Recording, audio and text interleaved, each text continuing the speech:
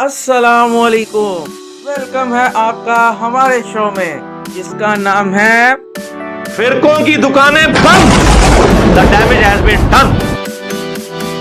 چلیے پھر چلتے ہیں ہم اپنی نئی ویڈیو کی جانب.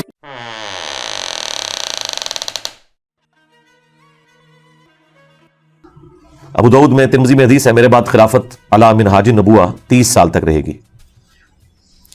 اور پھر وہ راوی حدیث کہتے ہیں کہ گنو، ابو بکر کے 2 سال، عمر کے 10 سال، عثمان کے 12 سال اور علی کے 6 سال. تو وہ تابعی پوچھتا ہے کہ یہ بنو امیہ کے لوگ تو حضرت علی کو خلیفہ ہی نہیں مانتے، بنو زرقاء نیلی آنکھوں والے. تو حضرت سفینہ کو غصہ آیا، انہوں نے فرمایا کہ یہ ان کی پیٹھ سے جھوٹ نکلا ہے. سچ تو یہ ہے کہ ان کی جو حکومت ہے یہ شریر ترین بادشاہت ہے.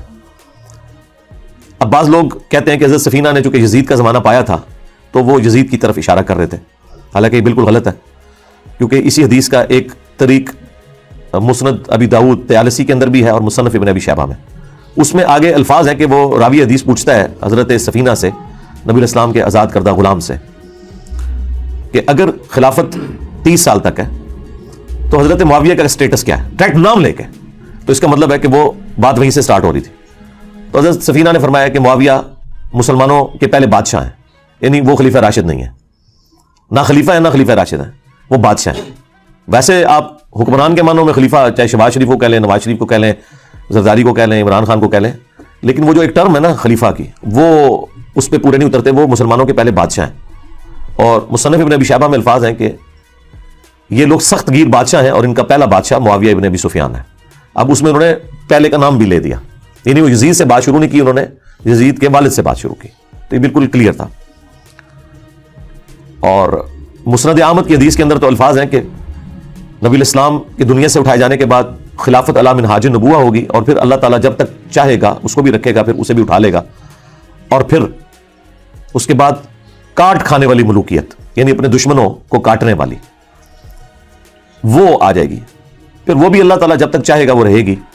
اس کے بعد جابر حکمرانوں کا دور، اور پھر آخر میں دوبارہ خلافت علی منہاج النبوہ آئے گی. تو اس میں بھی واضح طور پر یہ تبدیلی کی طرف اشارہ تھا. اب آپ دیکھیں کتنا بڑا ظلم ہے جو لوگ بھی اس ٹاپک کے اوپر بولتے ہیں نا، چونکہ انہوں نے بنو امیہ کا دفاع کرنا ہوتا ہے.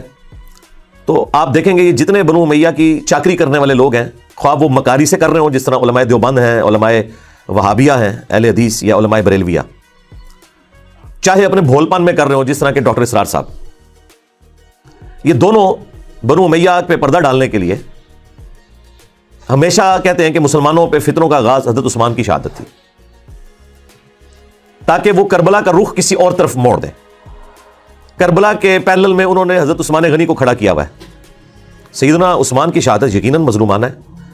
ہم اگر حضرت عثمان غنی رضی اللہ تعالیٰ عنہ کو مظلوم تصور نہ کریں، خلیفہ راشد تصور نہ کریں، تو ہمارا حضرت علی کے حق میں مقدمہ ویسے ہی ختم ہو جائے گا، کیونکہ حضرت علی کو ہم چوتھا خلیفہ راشد جبھی مانتے ہیں جب ہم تیسرا خلیفہ راشد سیدنا عثمان کو مانیں گے. لہٰذا ہمیں تو کوئی کلیریفیکیشن دینے کی ضرورت ہی نہیں ہے. ہم تو چاروں خلفاء کو مانتے ہیں، اور ہم رسول اللہ کی اس حدیث کو بالکل اس پہ غیبی ایمان رکھتے ہیں جو آپ نے فرمایا تھا ابو داؤد اور ترمذی میں کہ میرے بعد جو کوئی بھی زندہ رہا وہ بہت اختلاف دیکھے گا. اس اختلاف کے دور کے اندر علیکم بسنتی و سنت الخلفاء الراشدین المہدیین، تو میری سنت اور میرے خلفاء راشدین کی سنت کو مضبوطی سے پکڑ لینا اپنی داڑھوں سے، اور دین میں نئی نئی بدعتوں سے بچنا. یہ بدعتیں گمراہیاں ہیں اور یہ گمراہیاں جہنم میں لے جانے والی ہیں. اب نبی الاسلام نے خلفاء راشدین کے جو مخالفین ہیں یا ان کے دور کے اندر جو ان کی مخالفت پہ کھڑے ہونے والے لوگ ہیں، بشرطے کہ وہ خلفاء ان کے اس اختلاف کو صحیح نہ مان لیں. اگر وہ خود مان لیں کہ یار یہ ہماری جو مخالفت کر رہا ہے یہ بندہ ٹھیک بات کر رہا ہے، وہ تو الگ بات. لیکن جہاں پہ خلفاء کی جنگیں آ جائیں یا مخالفت اس لیول پہ آ جائے، وہ پھر معاملہ الگ ہے. تو نبی الاسلام فرمایا کہ تم نے میری اور میرے خلفاء راشدین کی سنت کو لازم پکڑنا ہے. اس لیے دیکھیں کہ ہم حضرت ابوبکر صدیق رضی اللہ تعالیٰ عنہ کے مقابلے پر منکرین زکوٰۃ کو، مرتدین کو نہیں درست سمجھتے. سیدنا عمر کے مقابلے پر رومنز اور پرشینز کو نہیں درست سمجھتے. سیدنا عثمان کے مقابلے پر بلوائیوں کو، جن میں سے اکثر صحابہ ہی تھے، ان کی اس ایکٹیویٹی کو جو انہوں نے حضرت عثمان کو شہید کر دیا. اب بیچ میں ظاہر ہے کہ وہ اسپیسیفکلی بندہ کون ہے وہ تو بے نظیر کے قاتلوں کا بھی نہیں پتا چلا، جبکہ اتنے کیمرے موجود ہیں. تو اس وقت تو کوئی کیمرے بھی نہیں تھے، نہ علم غیب اس زمانے میں ہوتا تھا، یہ تو بعد میں دریافت ہوا ہے نا. تو لیکن ان کی وہ ایکٹیویٹی کہ وہ حضرت عثمان کی شہادت تک پہنچی، اس میں ہم حضرت عثمان کے مخالفین کو اس ایکٹیویٹی میں غلطی پر مانتے ہیں، اور ان کی طرح مکاری نہیں کرتے کہ اجتہادی غلطی کہتے ہیں، صراحتاً غلطی ہے، فساد ہے، فتنہ ہے۔ لیکن حضرت عثمان اتنے اپ رائٹ تھے کہ بخاری میں 695 نمبر حدیث ہے، جب ساتھیوں نے پوچھا کہ نماز ہمیں فتنوں کا امام پڑھا رہا ہے اور ہمارے امام آپ ہیں، آپ معصور ہو چکے ہیں اپنے گھر میں، اب ہم نماز اس مسجد میں جا کے پڑھیں گے، گھر میں ہی پڑھ لیں؟ تو سیدنا عثمان نے کہا کہ نماز ہی تو مسلمانوں میں ایک اجتماعی نیکی کا کام ہے، نیکی کے کاموں میں ساتھ دو، برائی میں ان سے الگ رہو۔ اگر وہ یہودی ہوتے تو حضرت عثمان کیسے کہہ سکتے تھے کہ ان یہودیوں کے پیچھے جا کے نماز پڑھو؟ آج کوئی مسلمان فتویٰ دے گا کہ یہودیوں کے پیچھے نماز ہو جاتی ہے؟ وہ پتا تھا کہ وہ صلح حدیبیہ کے صحابہ ہیں، ان میں اختلاف رائے بھی درست تھا، مخالفت درست نہیں تھی، اس کا جو ایکسٹریم رزلٹ نکلا وہ درست نہیں تھا۔ بہرحال وہ سارے کا سارا معاملہ تلپٹ ہو گیا۔ اس کے بعد جب سیدنا علی کا دور آتا ہے تو پھر وہی رول چلے گا نا، علیکم بسنتی و سنت الخلفاء الراشدین المہدیین۔ تو وہاں پہ بھی ہمارا یہی عقیدہ ہے کہ حضرت علی کے مخالفین جو اولو العزم اصحاب میں سے تھے، سیدہ عائشہ سلام اللہ علیہا، سیدنا زبیر، سیدنا طلحہ رضی اللہ عنہم اجمعین وعلیہم السلام اجمعین، یعنی یہ واقعی ٹکر کے لوگ ہیں، یہ حضرت علی کے ٹکر کے لوگ ہیں اپنے مرتبے اور اسلام کی کنٹریبیوشن کے پوائنٹ آف ویو سے۔ اس بڑے لیول پہ نہ ہو لیکن ایٹ لیسٹ یعنی سابقون الاولون میں آنے والے لوگ ہیں، تو ان کا احترام اپنی جگہ ہے۔ اور دیکھ لیں اللہ نے اصحاب جبل کو مرنے سے پہلے توبہ کی توفیق بھی دے دی ہے، سیدہ عائشہ بھی، سیدنا طلحہ بھی، زبیر بھی، یہ سب لوگ توبہ کر کے مرے ہیں، میدان جنگ چھوڑ گئے ہیں حضرت طلحہ اور زبیر رضی اللہ عنہما وعلیہم السلام۔ اور حضرت علی کا بھی ایٹیٹیوڈ دیکھیں، جب ان کے ایک فوجی نے آ کے بتایا، ابن جرموز نے، کہ میں حضرت زبیر کو قتل کر کے وہ ان کا سر کاٹ کے لے آیا، تو حضرت علی نے اس کو اپنے پاس آنے بھی نہیں دیا۔ اور یہ حضرت علی رضی اللہ تعالیٰ عنہ کی قسمت میں تھا کہ ان کے سامنے کسی صحابی کا سر کاٹ کے نہ لایا جاتا، ادروائز وہ لایا تو تھا۔ جب ساتھیوں نے بتایا ابن جرموز آیا تو انہوں نے کہا کہ صفیہ کے بیٹے کے قاتل کو جہنم کی بشارت دے دو۔ میں نے رسول اللہ سے سنا تھا کہ ہر نبی کا کوئی نہ کوئی حواری ہے، اور میرا حواری قریبی ساتھی جس نے حضرت عیسیٰ کے ساتھ 12 تھے، ان میں سے زبیر ابن عوام بھی ایک میرا حواری ہے، تو جاؤ صفیہ کے بیٹے کے قاتل ابن جرموز کو جہنم کی بشارت دے دو۔ جب وہ اسے خبر دی گئی، وہ خبیث حضرت علی سے بھی ناراض ہو کے خارجی بن گیا۔ یعنی حضرت علی نے انصاف کا دامن نہیں چھوڑا کہ غصہ نکالتے کہ بھئی زبیر میرے خلاف کیوں کھڑا ہوا ہے تو میں اب ان کی فضیلت چھپا لوں، نہیں۔ یہ حدیث المستدرک الحاکم میں اور مسند احمد کے اندر موجود ہے۔ اب مرتبہ یعنی آپ نے نہیں کام ہونے دیا۔ پھر مصنف ابن ابی شیبہ میں، حاکم کے اندر موجود ہے، فضائل صحابہ احمد بن حنبل کی کتاب میں، حضرت طلحہ کا بیٹا ملنے آیا حضرت علی کو، تو حضرت علی نے ان کی دلجوئی کے لیے فرمایا کہ میں اللہ سے امید کرتا ہوں کہ یہ سورۃ الحجر کی جو آیت نمبر 47 ہے کہ اللہ تعالیٰ اہل ایمان کے دلوں سے ایک دوسرے کے خلاف غل، اگر کوئی آ گیا، کوئی میل آ گیا، وہ نکال دے گا۔ ظاہر انسان نہیں کسی کے خلاف میل نکال سکتا، یہ ذہن میں رکھیے گا۔ انسان کے اندر کوئی ایسا سافٹ ویئر نہیں کہ جو کوئی کسی چیز کو ڈیلیٹ کر دے یا انڈو کر دے، اللہ نکالے گا۔ اور وہ سورۃ الحجر کے الفاظ ہیں کہ وہ جنت میں آمنے سامنے بیٹھے ہوں گے تختوں پہ۔ آمنے سامنے انسان اس وقت بیٹھ سکتا ہے جب ایک دوسرے سے نظریں نہ چرائے، یعنی اس لیول تک اللہ تعالیٰ ان کے دلوں کو پاک کر دے گا۔ تو حضرت طلحہ کے بیٹے سے، محمد ابن طلحہ سے سیدنا علی نے فرمایا کہ میں اللہ سے امید کرتا ہوں کہ یہ حدیث میرے طلحہ، زبیر اور عثمان بن عفان کے بارے میں ہوگی کہ اللہ تعالیٰ ہمارے دلوں میں جو ایک دوسرے کے لیے میل آ گیا وہ نکال دے گا۔ حضرت عثمان کا بھی ذکر اس میں کیا ہے، یعنی وہ بات پیچھے سے سٹارٹ ہوئی تھی۔ حضرت علی کو تو پتا تھا نا کہ معاملہ کہاں سے گریجولی سٹارٹ ہوا ہے، لیکن بہرحال حضرت علی ٹالریٹ بھی کرتے تھے، سمجھاتے بھی تھے۔ بخاری میں حدیث ہے، محمد ابن حنفیہ کہتے ہیں کہ ان کے سامنے کسی نے حضرت علی کے بارے میں کوئی نازیبا الفاظ بولے کہ بھئی، اب وہ الفاظ امام بخاری نے نقل نہیں کیے، امام بخاری کی ایک شرافت ہے، وہ چند ایک الفاظ سکپ کر دیتے ہیں، لیکن ظاہر ہے ذہین لوگ تو پہچان لیتے ہیں کہ کوئی بات ایسی ضرور ہوئی ہے کیونکہ اگلے الفاظ اس کو سپورٹ کر دیتے ہیں۔ ہاں، ابن حنفیہ، محمد ابن حنفیہ جو حضرت علی کے بیٹے تھے، حنفیہ نامی عورت سے، ان کے الفاظ امام بخاری نے نقل کیے اور حدیث سٹارٹ وہاں سے کیے ہیں کہ محمد بن حنفیہ کہتے ہیں کہ میرے باپ نے اگر کبھی مخالفت کرنی ہوتی نا عثمان کی تو اس دن کرتا۔ تو اس سے پہلے بھی تو کوئی واقعہ ہوا ہوگا نا جس کو وہ کہہ رہے تھے، وہ پھکی دے رہے تھے نا کسی کو، تو ظاہر وہ اسی بات میں پھکی دے رہے ہوں گے کہ بھی تیرا ابا جڑا نا وہ حضرت عثمان دے مخالفین ہی شامل سی، اس کے علاوہ تو اور کوئی جملہ نہیں ہو سکتا۔ جب ہی وہ اپنے باپ کی صفائی پیش کر رہے ہیں کہ اگر میرا باپ عثمان کے مخالف ہوتا تو سب سے زیادہ حق تھا اس دن مخالف ہوتا۔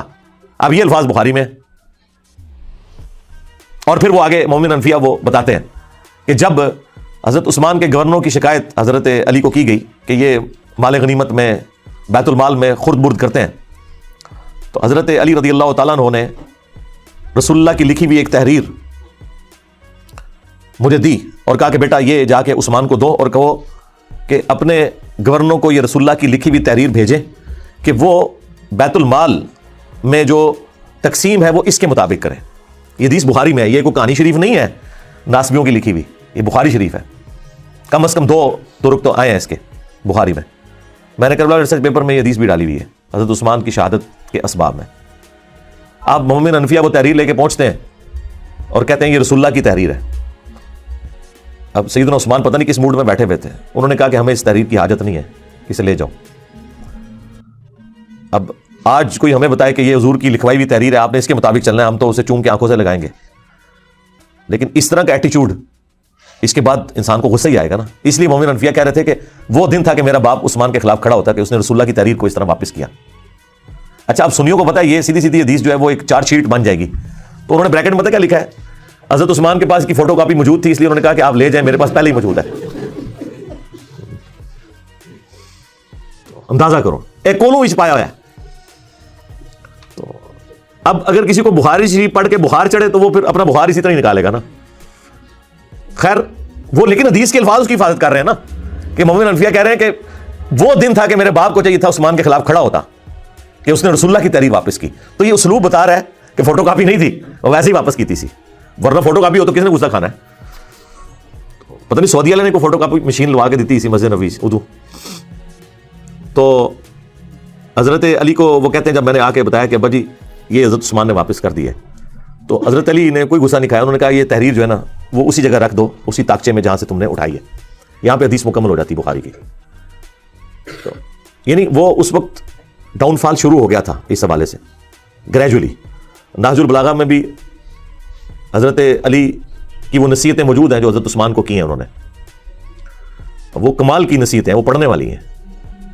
اس میں حضرت علی نے جو جملے بولے کہ عثمان تیرا سٹیٹس پہلے 2 خلفاء والا نہیں ہے، کیونکہ تجھے رسول اللہ کے ساتھ دامادگی کا شرف بھی حاصل ہے۔ سیدنا عثمان کا داماد رسول ہونا نہج البلاغہ میں شیعہ کی کتاب میں ثابت ہے، اسی نصیحت کے اندر جو ان کا خطبہ کہہ لیں یا مکتوب کہہ لیں۔ تو حضرت علی حضرت عثمان کو سمجھاتے ہوئے کہہ رہے ہیں کہ پہلے 2 خلفاء سے زیادہ تمہاری ذمہ داری ہے، کیونکہ تم رسول اللہ کے داماد بھی ہو، داماد تو بیٹوں کی جگہ ہوتا ہے۔ تو یہ جو تمہاری شکایتیں تمہارے گورنروں کی آتی ہیں تمہارے پاس، ان کے طرف توجہ دے کے ان ایشوز کو ریزالو کرو۔ وہ کرتے بھی تھے، بخاری مسلم دونوں میں آیا کہ وہ ایک بھائی تھا ان کا عقبہ ابن ابی معیط کا بیٹا ولید بن عقبہ، اس نے شراب پی کے فجر کے 4 فرض پڑھا دیے۔ بخاری میں بھی ہے، مسلم میں بھی ہے، حضرت عثمان والے چیپٹر میں ہے بخاری کے اندر، اور مسلم میں شراب کی حرمت والے چیپٹر میں، اور مسلم میں پورا وہ واقعہ تفصیل کے ساتھ ہے۔ جب وہ سلام پھیر کے فارغ ہوا تو لوگوں نے کہا کہ یہ تو نماز تو نے ٹھیک نہیں پڑھائی ہے، تو اس نے کہا اگر کم پڑھا دی ہے تو میں اور پڑھا دینا، حالانکہ پہلے ہی انہیں 2 فالتو پڑھائی ہیں سب۔ پھر لوگوں کو شک پڑا، تو جناب وہ تو دور تھا بڑا مبارک، ادھر کوئی سوچ سکتا ہے؟ نمازی جناب جو تھے وہ آگے آ کے اس کے پاس بیٹھ کے اس کا منہ سونگنا شروع کر دیا، ادھر کوئی گورنر کے قریب بھی کو لگ سکتا ہے؟ لیکن ظاہر ہے کہ اس وقت گورنر کو ایک سمجھا جاتا تھا کہ وہ سرونٹ ہے عوام کا۔ یہ تو آج حکمرانی کا کانسیپٹ ہے نا، ادھر تو خلیفۃ المسلمین بھی اکاؤنٹیبل ہوتا تھا عوام کو، تو گورنر تو شاہی کوئی نہیں۔ تو جب وہ سونگا تو شراب کی بدبو آ رہی تھی، لوگوں کو پتہ چل گیا جناب کہ یہ تو شراب پی ہے۔ انہوں نے جناب اسے پکڑ کے گورنر کو اتار کے ابو موسیٰ اشعری کو گورنر لگا دیا اور کہا کہ واپس جا مدینہ۔ حضرت عثمان کو خط بھجوا دیا کہ یہ اپنا تحفہ واپس قبول کریں جو آپ نے ہم پہ مسلط کیا تھا۔ تو اور یہاں سے مینجمنٹ کمزور ہوگی کہ خلیفہ وقت کے ہوتے ہوئے عوام ڈیسیژن کر رہی ہے کہ وہ خلیفہ سے پوچھے بغیر اس کا گورنر ہٹا رہی ہے، خود ہی عدالت لگا کے، اور اس کی جگہ ایک نیا گورنر لگا رہی ہے۔ یعنی یہ اسلام کی تاریخ میں یہ سٹارٹ تھا حضرت عثمان کی خلافت کی کمزوری کا، جو ان کے دور خلافت میں آئی کہ لوگوں نے قانون ہاتھ میں لینا شروع کر دیا۔ خیر جب وہاں پہنچا تو حضرت عثمان نے کہا کہ میں لوگوں کی چیما گوئیاں سن رہا ہوں کہ یہ اب اپنے بھائی کو سزا نہیں دے گا، تو میں تو اسے نہیں چھوڑوں گا۔ دربار لگایا گیا، حضرت علی چیف جسٹس تھے، حضرت علی کو حضرت عثمان نے کہا لگائیں اس کو کوڑے جتنے بنتے ہیں اس کے۔ تو حضرت علی نے حسن ابن علی سے کہا کہ بیٹا اٹھو 40 کوڑے لگاؤ اسے۔ تو حضرت حسن نے کہا کہ جو ان کی میٹھی کھاتا ہے وہی کڑوی چکھے، یعنی حضرت عثمان کی طرف اشارہ کیا کہ عثمان اس کا بینیفیشری ہے اس حوالے سے کہ انہوں نے اپنے ریلیٹیوز کو گورنری کے عہدے پہ لگایا ہوا ہے. باقی ظاہر ہے ان سے کوئی کھاتے پیتے تو نہیں تھے, لیکن ظاہر ہے ایک رشتہ داری تو وہ نبھا رہے تھے. تو اب کڑوی بھی یہی چکے, کیونکہ اس زمانے میں قبائلی تعصب بہت زیادہ تھا. بنو امیہ بنو ہاشم کی لڑائیاں تو رسول اللہ کی بعثت سے پہلے سے تھیں, ان کا آپس کا جیلسی فیکٹر. تو اس کی طرف ان کا اشارہ تھا کہ میں یہ کام نہیں کروں گا. تو حضرت علی نے اس کا کوئی برا نہیں مانا. حضرت حسن وہاں سے چلے گئے, باپ کی بات نہیں مانی. آپ اندازہ کریں, اور یعنی اس سے آپ اندازہ کریں کہ اس زمانے میں کتنا ان گورنروں کے بارے میں نفرت پائی جاتی تھی. تو مسلم شریف کے الفاظ ہیں, پھر حضرت علی نے اپنے دوسرے بیٹے عبداللہ ابن جعفر, جو بھتیجا بھی لگتا تھا اور بیٹا بھی, بیٹا اس لیے کہ اس کی والدہ کے ساتھ حضرت جعفر کی وفات کے بعد حضرت ابو بکر نے شادی کی تھی, اس سے محمد بن ابی بکر پیدا ہوئے تھے, اور وہ بھی حضرت علی کے زیر کفالت تھے. یہ دو بیٹے تھے بڑے لاڈلے, محمد بن ابی بکر اور عبداللہ بن جعفر, جو والدہ کی طرف سے تھے. اور عبداللہ بن جعفر کو تو اپنی بیٹی زینب بھی دے دی حضرت علی نے, وہ داماد بھی بنے بعد میں. تو کہا عبداللہ اٹھ اور لگا کوڑے. جب 40 ہوئے تو ان کا بس 40 ٹھیک ہے, رسول اللہ 40 لگواتے تھے, حضرت ابو بکر بھی 40, حضرت عمر نے 80 کر دیے تھے, کیونکہ اس زمانے میں لوگ زیادہ شراب پینا شروع ہو گئے تھے. ظاہر ہے جب آپ کی وظیفے لگ جائیں, دنیا کے مال کی ریل پیل ہو جائے. بخاری مسلم میں موجود ہے کہ حضرت عمر کے زمانے میں شراب پینا زیادہ ہو گئی تھی ایز کمپیئر ٹو حضرت ابو بکر کے دور کے. کوئی مال آ گیا تھا, کام کرنے کو کوئی نہیں, تو پھر یہی کچھ ہی ہوگا نا. تو حضرت عمر نے اس کی سزا تعزیراً حضرت علی کے مشورے سے بڑھا کے 80 کوڑے کر دی. وہ قرآن سے ڈیڈکٹ کی تھی کہ جو کسی عورت کے اوپر تہمت لگائے اس کی سزا 80 کوڑے ہے, سورہ نور میں. تو حضرت علی نے کہا کہ جو بندہ شراب پیتا ہے وہ پھر ہر بندے پہ تہمت ہی لگاتا ہے, اسے پتہ تو ہوتا نہیں وہ کیا کر رہا ہے. تو 80 کوڑوں کی سزا مقرر کی گئی. یہاں پہ بھی حضرت علی نے 80 کوڑے لگوا سکتے تھے حضرت عمر کی سنت پہ عمل کرتے ہوئے, لیکن کہا بس 40 بہت ہے, ٹھیک ہے, معافی کر دی. بالوں نے کہا نہیں 40 ہی ٹھیک ہے, مجھے دونوں پسند ہیں. اس سے آپ کو ذرا تھوڑا اس چیز کا اندازہ ہو جائے گا اس زمانے کے اندر جو معاملات چل رہے تھے. تو بیسیکلی یہ سارا کام بنو امیہ کے گورنروں کی وجہ سے بگڑا, جس کی وجہ سے حضرت عثمان بھی پھر شہید ہو گئے.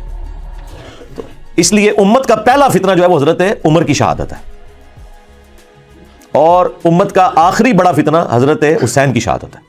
ہاں, لیکن یہ جتنے ناصبی ہیں یا ناصبی نواز ہیں یا متاثرین ناصبیت ہیں, وہ کہتے ہیں پہلا فتنہ حضرت عثمان کی شہادت ہے اور آخری فتنہ واقعہ کربلا ہے. کیونکہ اگر آپ وہاں سے سٹارٹ کرتے ہیں پھر آپ کو بات نہیں سمجھ آئے گی. وہ مولانا صاحب کہتے ہیں پیچھے ٹرو, پیچھے, تو پیچھو ٹرنا پڑے گا.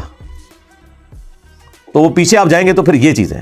اس لیے میں نے ایک ویڈیو بھی ریکارڈ ہوئی بھی ہے, حضرت عثمان شہید کیوں ہوئے, اس میں اور بھی کافی ساری احادیث ہیں. اب میں اس پہ بولوں فی البدی تو آدھا گھنٹہ 1 گھنٹہ اور لگ جائے گا, چونکہ وہ سوال آپ نے پہلا ایسا رکھا ہے. آج چونکہ اسپیشل کوئی کوشچن بھی نہیں تھا تو میں نے کہا اسے اسپیشل بناؤں اور اس پہ میں تھوڑا بولوں کہ تاکہ آپ کو آئیڈیا ہو. اور یہ حضرت عثمان کی جو شفقت والا ایلیمنٹ ہے نا, یہ صحابہ کو پہلے سے پتا تھا کہ ان کے اندر یہ موجود ہے, جو آپ نے لکھ کے بھیجا نا کہ وہ مروان کو واپس بلا لیا. بالکل یہ المعجم الکبیر طبرانی میں موجود ہے. مروان کا والد جو تھا حکم, یہ رسول اللہ کی نقلیں اتارا کرتا تھا. ان دونوں باپ بیٹا کو حضور نے مدینہ بدر کر دیا. حضرت ابوبکر کے دور میں حضرت عثمان نے بڑی کوشش کی کہ واپس آ جائے, تو حضرت ابوبکر نے کہا جو گرا رسول اللہ نے لگائی ہے وہ میں نہیں کھول سکتا. تو حضرت عمر نے بھی نہیں واپس آنے دیا. حضرت عثمان جب خلیفہ بنے تو وہ واپس لے آئے. بس وہ اس پہ ہی میں جملہ بولتا ہوں کہ ہتھاں لائیاں ہوئی ہیں پھر دنداں نال کھولیاں پہنیاں نے. جو گرا آپ ہاتھ سے لگاتے ہیں پھر وہ دانتوں سے کھلتی ہے. وہی مروان حضرت عثمان کی شہادت کا سبب بھی بن گیا, جسے حضرت ابوبکر عمر نے بھی حضور کی وجہ سے انٹر نہیں ہونے دیا تھا مدینے میں. اپنی بیٹی بھی دے دی, اسے داماد بنا لیا. اپنی طرح سے تو نیکی کی کہ شاید یہ انسان کا بچہ بن جائے, اور یہ پورے اخلاص کے ساتھ سیدنا عثمان نے کیا, کوئی بدنیتی نہیں تھی. دیکھیں ایک بندے کا پورا ٹریک ریکارڈ ہے جس کی پوری زندگی قربانیوں سے عبارت ہو, کسی ایک خاص موقع پہ جا کے وہ کچھ مس ہینڈلنگ کر دے. یہ امپلائڈ ہوتا ہے کہ وہ مس ہینڈلنگ کو آپ نے اس کی پوری زندگی کے کریکٹر میں سمجھنا ہے, نہ کہ یہ کہ اس ایک مس ہینڈلنگ کی بنیاد پہ آپ اس کی اسلام کے لیے خدمات کو 0 سے ملٹیپلائی کرتے ہیں. یہ رافضی کرتے ہیں کہ وہ حضرت عثمان کے چند ڈیسیژنز کو لے کے ان کی پوری زندگی کو اس سے 0 سے ملٹیپلائی کرتے ہیں. ہم پوری قربانیاں ان کی دیکھتے ہوئے یہاں پہ مس ہینڈلنگ کو سمجھتے ہیں کہ یہ ان کی شفقت کا ایک ایلیمنٹ تھا. اور میں اس کو پرسنلی خود سمجھ سکتا ہوں, میرے اندر بھی یہ والا ایلیمنٹ ہے کہ میں ٹالریٹ بہت زیادہ کرتا ہوں. اس کی وجہ سے بعض اوقات اپنے اسٹوڈنٹس کی گالیاں بھی کھانی پڑتی ہیں, لیکن میری کوشش ہوتی ہے اگر کسی کو ڈھیل دی ہے نا, این ممکن ہے کہ وہ پلٹ آئے اگر اس کے اندر کوئی آپ سمجھ لیں حق کا مادہ موجود ہے. لیکن اس کے باوجود اگر وہ بار بار اس طرح کی ایکٹیویٹی پرفارم کرے, پھر میں ظاہر ہے کہ صرف نظر نہیں کرتا, پھر میں حضرت عمر کی طرح سخت ہو جاتا ہوں. لیکن پہلے حضرت عثمان والی نرمی میرے اندر موجود ہوتی ہے اپنے ہر اس اسٹوڈنٹ کے لیے جس کے لیے میں چاہتا ہوں کہ یار اس کے اندر کوئی اصلاح کا معاملہ ہو سکتا ہے. اب مجھے وہ تفصیلات بتانے کی ضرورت نہیں, عام بندوں کو اس کی ضرورت ہے, وہ ہمارے مینیجریل ایشوز ہوتے ہیں. لیکن جب ونس مجھے کلیئر ہو جائے نا کرسٹل کلیئر, پھر میں حضرت عثمان والا ایٹیچیوڈ نہیں کرتا. شروع میں رکھتا ہوں, بعد میں پھر حضرت عمر والا ایٹیچیوڈ. سیدھی سی بات ہے, پھر والی بات نہیں ہوگی. تو یہ مروان ابن اسی نے مور لگائی تھی, آپ کو پتا ہے. محمد بن ابی بکر اور 300 ساتھیوں کے قتل کا فتویٰ لکھ دیا تھا جب مصر کے گورنر کی شکایت آئی تھی. تو حضرت عثمان نے تو یہ لکھوایا تھا کہ وہ گورنر معذور اور محمد بن ابی بکر گورنر, اور مروان نے خط میں لکھا کہ جیسے یہ پہنچے ان ساروں کو قتل کر دو, اور خط لادا سے حضرت عثمان کی مور لگا کے بھیج دیا. وہ تو راستے میں جب وہ ایک گھوڑ سوار جا رہا تھا تو محمد بن ابی بکر کی نظر پڑ گئی, وہ بڑے شارپ تھے, انہوں نے کہا کام پہ ہے ساڑھے نال, منو نہ منو, اس کو پکڑا دو. خط نکل آیا. پھر وہ سارے واپس آ گئے, حضرت عثمان کے گھر کا گھیراؤ کیا 40 دن تک, پانی تک بند کر دیا. تو وہ غصہ تو وہ صحیح نکال رہے تھے, لیکن جو ایکٹیویٹی پرفارم کر دی وہ بہت ایکسٹریم تھی. اور دوسری طرف عثمان کی بھی شرافت ہے کہ انہوں نے اپنے حق میں کوئی تلوار کسی کو نہیں اٹھانے دی. ان کو تو اندازہ نہیں تھا کہ یہ پروٹیسٹ جو ہے اس لیول تک چلا جائے گا. اور وہ جو گورنر تھا مصر کا عبداللہ بن سعد ابی سرا, وہ بھی حضرت عثمان کا بھائی لگتا تھا رشتے میں, اور یہ وہی تھا جو کاتب وہی مرتد ہو گیا ہوا تھا. سنن نسائی اور ابو داؤد میں حدیث ہے. اور حضور نے 4 بندوں کے لیے فرمایا تھا کہ یہ غلاف کعبہ میں بھی چھپے ہونا, انہیں قتل کر دینا ہے. یہ بھی لحاظ نہیں کرنا کہ غلاف کعبہ کے اندر ہے کہ کعبے کی حرمت ہے, ان کے لیے حرمت بھی اٹھ جائے گی. ان میں سے ایک بندہ تھا, حضرت عثمان نے اسے اپنے گھر چھپا لیا. سنن نسائی میں ابو داؤد میں, یہ میں نے کربلا والے ریسرچ پیپر میں ڈالا ہوا ہے سب کچھ. اللہ کے حضور کے سامنے پروڈیوس کر دیا کہ یا رسول اللہ میرے کہنے پہ سے معاف کرتا ہے. اب یہ تو بنتا ہی نہیں تھا. جب اللہ کے نبی کا حکم آ گیا تو وہ تو سب سے اوپر ہے. اب حضور کو غصہ تو آیا, ناراضگی تو یہ, آپ نے اپنا چہرہ انور پھیر لیا. حضور کے غصے کا اظہار بس اتنا ہی ہوتا تھا, اور یہ بہت بڑی بات ہوتی تھی آپ چہرہ انور پھیر لیں. حضرت عثمان دوسری طرح سے یا رسول اللہ میرے کہنے پہ معاف کر دیں. 3 دفعہ ریکویسٹ کی, آپ چہرہ پھیرتے رہے. 4تھی دفعہ حضور نے کہا چلو ٹھیک ہے. وہ جب حضرت عثمان اس کو لے کے خوشی خوشی وہاں سے نکل گئے, حضور نے فرمایا تم میں سے کوئی ایک بھی ایسا نہیں تھا جو اسے قتل کر دیتا. جب تم دیکھ رہے ہو کہ میں اپنا چہرہ انور پھیر رہا ہوں تو تم اس کا مطلب نہیں سمجھ رہے تھے کہ اس کو نہیں چھوڑنا. کاتب وہی تھا, کاتب وہی مرتد ہونے کا مطلب ہے کہ حضور کی نبوت کو چیلنج کیا اس نے کہ یہ نعوذ باللہ من ذالک, یہ سب کچھ فراڈ چل رہا ہے. جس طرح بخاری مسلم میں ہے کہ کاتب وہی کہتا تھا کہ محمد کو تو کچھ پتا نہیں, جو میں لکھ دیتا ہوں وہی قرآن ہوتا ہے. تو حضور کو اتنا غصہ ہے, آپ نے فرمایا یہ مر گیا, زمین اسے قبول نہیں کرے گی.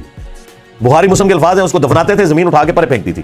یہ معجزہ لوگوں نے دیکھا, اور لوگوں میں مشہور ہوا کہ شاید یہ رات کے وقت حضور کے ساتھی اسے نکال کے باہر پھینک دیتے ہیں.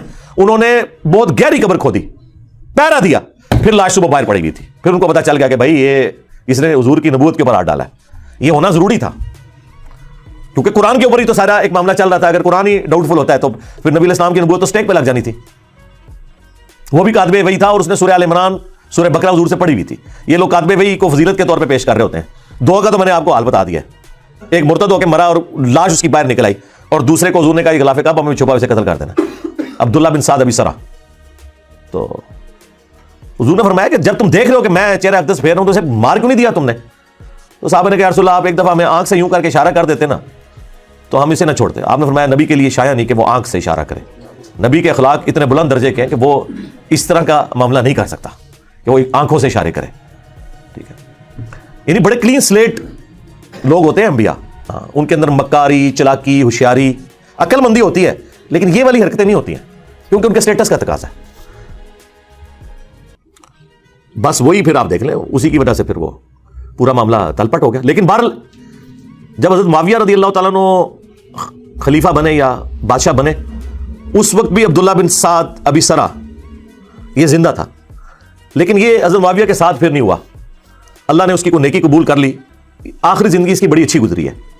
یہ اس کو پوری گیم سمجھ آ گئی تھی کہ یہ سارے کا سارا جال جو بنا گیا نا یہ بنو امیہ نے حکومت کے لیے کیا, تو یہ پھر گمنامی میں پھر مرا ہے, یہ سب کچھ چھوڑ کے چلا گیا تھا. تو باقی ہم تو رضی اللہ تعالیٰ عنہ ہی کہتے ہیں, ظاہر نبی الاسلام کی رسپیکٹ کی وجہ سے. تو اسی لیے مولانا مودودی رحمہ اللہ نے خلافت و ملوکیت میں یہ ساری چیزیں بڑی تفصیل کے ساتھ ڈسکس کی ہیں, اور ہم نے وہ مقدمہ احادیث سے ثابت کیا. یہ سب کچھ احادیث کے اندر لکھا ہے. ابھی نئی خلافت و ملوکیت پرنٹ ہو کے آئی ہے, اس میں تخریج بھی ہوئی بھی ہے. جہاں احادیث کے حوالے تھے وہ بھی انہوں نے لگائے ہیں. جہاں اہل سنت کی جو بڑی بڑی صحابہ پہ کتابیں ہیں نا, الاستیاب ابن عبد البر کی, ابن اثیر کی اسود الغابہ, اس کی شرح ابن حجر کی الاصابہ, وہ سارے ریفرنسز لگائے ہیں. تاریخ طبری کے, ابن کثیر کے, بخاری مسلم, ابو داؤد, ترمذی, نسائی, ابن ماجہ میں جو چیزیں موجود تھیں وہ بھی وہ پوری نئی پرنٹ ہو کے آ گئی ہے, بڑی اچھی. تو بڑی تفصیل کے ساتھ مولانا مودودی نے سٹیپ وائز ان سارے ایشوز کو اس میں نقل کیا کہ کس طریقے سے یہ ڈاؤن فال چلتا گیا. اور اس کا ذکر اگلی الہامی کتابوں میں موجود تھا. اسی پہ میں کنکلوڈ کرتا ہوں, پھر بقیہ سوالات لیتے ہیں. ابو داؤد میں ایک حدیث ہے کہ حضرت عمر نے اپنے دور خلافت کے اندر ایک پادری کے پاس بھیجا اپنے خادم کو اور کہا کہ اس سے پوچھو کہ تمہاری کتابوں کے اندر میرے بارے میں کیا لکھا ہوا ہے. تو اس پادری کو جب بلا کے لائے وہ، تو حضرت عمر نے جب پوچھا تو انہوں نے کہا کہ ایک آہنی دیوار ہیں آپ، لوہے کی طرح. وہی جو بخاری مسلم میں الفاظ ہے کہ میری امت اور فتنوں کے درمیان دروازہ عمر ہے، جب تک یہ دروازہ ہے نا فتنے نہیں شروع ہوں گے. تو یعنی وہ جیسا یہ کہتے ہیں نا بزرگان سامنے ہے سب کچھ، تو وہ حضرت عمر وہ بزرگ تھے جنہوں نے روحانی طور پہ نہیں اپنی مینیجریل سکلز کی وجہ سے فتنوں کو دبایا ہوا تھا. ٹالرنس تو زیرو تھی نا جناب، بالکل. تو آپ نے فرمایا میرے بعد جو خلیفہ بنے گا اس کے بارے میں تمہاری کتابوں میں کیا ہے؟ تو اس پادری نے کہا کہ بڑا نیک خلیفہ ہوگا سوائے ایک چیز کے کہ وہ اپنے رشتہ داروں کو نوازے گا، یعنی یہ اس کے اندر ایک کمزوری ہوگی. حضرت عمر کی زبان سے فی البدی یہ الفاظ نکل گئے خدا عثمان پر رحم کرے. ہمارے عثمان بھائی بھی جب کوئی اس طرح کی حرکت کرے تو میں کہتا ہوں خدا عثمان پہ رحم کرے. ان کو سمجھ آ جاتی ہے کہ میں کیا کہہ رہا ہوں. تو بعض لوگ کہتے ہیں حضرت عمر کا علم غیب تھا. وہ علم غیب نہیں تھا، ان کے دماغ میں پلان تھا کہ میں 6 بندوں کو کمیٹی کی شکل میں رکھوں گا. ان میں حضرت عثمان بھی تھے، ظاہر ہے، بخاری کے الفاظ ہیں، مسلم میں بھی حدیث موجود ہے. بخاری میں تو نام ہے علی، عثمان، طلحہ، زبیر، عبد الرحمن بن عوف اور سعد بن ابی وقاص کہ نبی علیہ السلام اپنی وفات تک ان سے راضی رہے. وہ عشرۃ مبشرۃ میں سے یہ 6 بندے بچے ہوئے تھے. ایک 7ویں بھی تھے سعید بن زید، چونکہ وہ بہنوئی تھے اس لیے حضرت عمر نے ان کا نام ذکر نہیں کیا کہ میرے ساتھ رشتہ داری ہے تو اس کو تو میں نکالوں گا. ورنہ آپ نے کرائٹیریا یہ بنایا کہ ان سے رسول اللہ اپنی وفات تک راضی تھے. یہ وہ 10 صحابہ جنہیں جنت کی بشارت ملی، ان میں سے وہ 6 اس وقت زندہ تھے. 7ویں زندہ تھے لیکن وہ رشتہ داری کی وجہ سے ان کو چھوڑ دیا. اور مسلم میں تو الفاظ ہے کہ حضرت عمر نے خواب دیکھا تھا، ایک مرغے نے انہیں خواب میں ٹھونگ ماری ہے آخری حج کے موقع پہ. انہوں نے کہا مجھے لگتا ہے کہ اب میں نہیں بچوں گا. تو پھر انہوں نے خطبہ دیا، انہوں نے کہا کہ اگر میں اچانک مار دیا جاؤں نا تو تم نے 6 بندوں کے سوا کسی کو خلیفہ نہیں چننا.